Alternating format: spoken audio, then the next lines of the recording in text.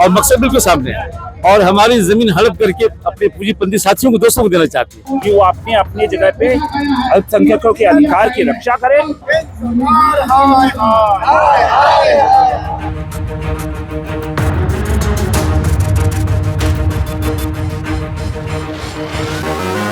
नमस्कार, जोहार। हम आए हुए हैं राजभवन के पास, जहां लोगों की ओर से वक्फ अमेंडमेंट बिल के खिलाफ विरोध प्रदर्शन किया जा रहा है। चलिए लोगों से बातचीत करते हैं और जानते हैं कि आखिर सरकार से इनकी मांगे क्या है। सर, आज आप लोग यहाँ पे प्रोटेस्ट किस लिए कर रहे हैं? आज ये जो प्रोटेस्ट किया जा रहा है वक्फ तरमीमी जो कानून एक्ट बन गया उसी के खिलाफ, और सिर्फ रांची में नहीं, रांची में पहली तारीख है पूरे हिंदुस्तान में। जब से ये हुकूमत ने कानून पास किया है उस वक्त से मुसलमानों में बड़ी बेचैनी है, बड़ी इस्तराब है, बड़ी बेकरारी है। इसलिए पूरे हिंदुस्तान में हर हिस्से में मर्द भी तहरीक चला रही है, औरतें भी चला रही, मर्द भी चला रहे, औरतें भी चला रहे। इसका असल ये है कि मुसलमानों का अंदेशा ये है और सच्चाई भी यही है, जो कानून बनाया गया है ये मुसलमानों का धार्मिक मसला है, उस पे हमला है और ये आइन के खिलाफ भी है, दस्तूर के खिलाफ है, संविधान के खिलाफ भी है। संविधान में हिंदुस्तान के तमाम शहरियों को हक दिया गया है कि उसको अपने अपने मुताबिक अपने मजहब का काम करने का, लेकिन इस बिल में सब खत्म कर दिया गया है। मकसद ये है जो हमारी पुरखों की जायदाद है, वक्फ जायदाद पुरखों की जायदाद होती है, वरासत होती है, हुकूमत कब्जा करना चाहती है, हुकूमत हड़प करना चाहती है और मकसद बिल्कुल सामने है और हमारी जमीन हड़प करके अपने पूंजीपति साथियों को, दोस्तों को देना चाहती है। इसलिए आपने देखा होगा कि पार्लियामेंट में इतने झूठ बोले गए, इतने झूठ बोले गए। मैं तो कहता हूँ अगर कंपटीशन हो जाए तो मोदी और शाह ये फर्स्ट प्राइज पाएंगे। दरअसल ये है कि मुसलमानों के साथ धोखा हो रहा है। हम इस मुल्क के रहने वाले हैं, इस मुल्क की आज़ादी में हमारा हाथ है, हमारी कुर्बानियां हैं, हमारे लोगों ने कुर्बानी दी है, फिर हमें 2 नंबर के शरीक क्यों कहा जा रहा है? 2 नंबर शहरी बनाने की कोशिश हो रही है। इसीलिए मुसलमानों में इख्तिलाफ है, ये गुस्सा है और इसमें असल 2-3 चीजें बड़ी खतरनाक है इस बिल में जो कानून बना है।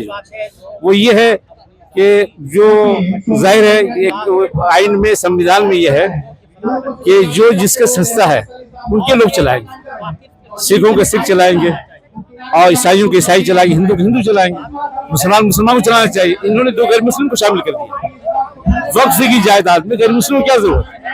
गैर मुस्लिम से कोई इख्तिलाफ हमारा नहीं, वो हमारे भाई है, लेकिन इसमें इंटरफेयर क्यों किया? हुकूमत कर रही है, असल ये इख्तिलाफ है। देखिए, ये जो वक्फ कानून जो आया है वो एक तरह से जो अभी की केंद्र सरकार का जो बहुमत है, वो बहुमत जो है अल्पसंख्यकों के एक तरह से गले के नीचे फोर्स किया जा रहा है। ये जो डेमोक्रेसी है, इस डेमोक्रेसी में जो जिस तरह से वक्फ कानून को पास किया गया और उसमें जॉइंट पार्लियामेंट्री कमेटी में इसके सारे सजेशंस जो है वो लिए ही नहीं गए।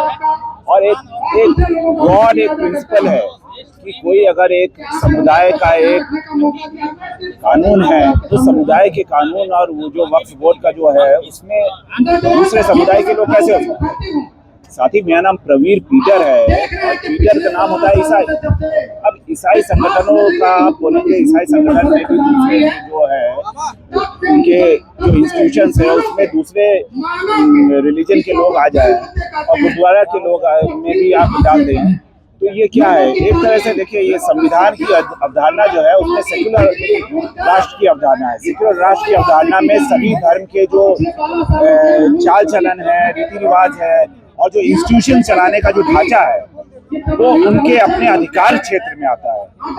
तो अगर इसको हिंदू राष्ट्र में तब्दील करना चाहते हैं, सेक्युलर राष्ट्र को, तो हिंदू राष्ट्र की अवधारणा ये कहती है कि सब जगह पे आप हिंदू बहुमत का जो कैंडिडेट है उसको वहाँ पे रख दीजिए और जो माइनॉरिटीज के जो भी कानून है, माइनॉरिटीज के जो इंस्टीट्यूशन चल रहे हैं उसमें भी आप हिंदू राष्ट्र के लोगों को स्थापित कर दीजिए कि धीरे धीरे ये हिंदू राष्ट्र बन जाए। तो ये मूल अवधारणा है। जिस प्रकार से सीए एनआरसी की कानून जो है इन्होंने पास करवाया है कोविड के दौरान में और उसका बहुमत पूरे देश में उसके अगेंस्ट लोग थे, उसी तरह से लेकिन राज्य सरकार ने उन्होंने पास नहीं करने दिया, कहीं पे भी मतलब कहीं पे अभी इम्प्लीमेंट नहीं हो रहा है। हम ये कह रहे हैं कि हम ये जो वक्फ कानून है इसको भी इम्प्लीमेंट नहीं होने देंगे। हम जो है गुजारिश करते हैं राज्य सरकारों से कि वो अपनी अपनी जगह पे अल्पसंख्यकों के अधिकार की रक्षा करें। इस विषय पर आप सभी की क्या राय है, हमारे साथ कमेंट सेक्शन में जरूर शेयर करें। मैं प्रेरणा शौनक अपनी सहयोगी अरुण के साथ रांची अपडेट्स की ओर से, धन्यवाद।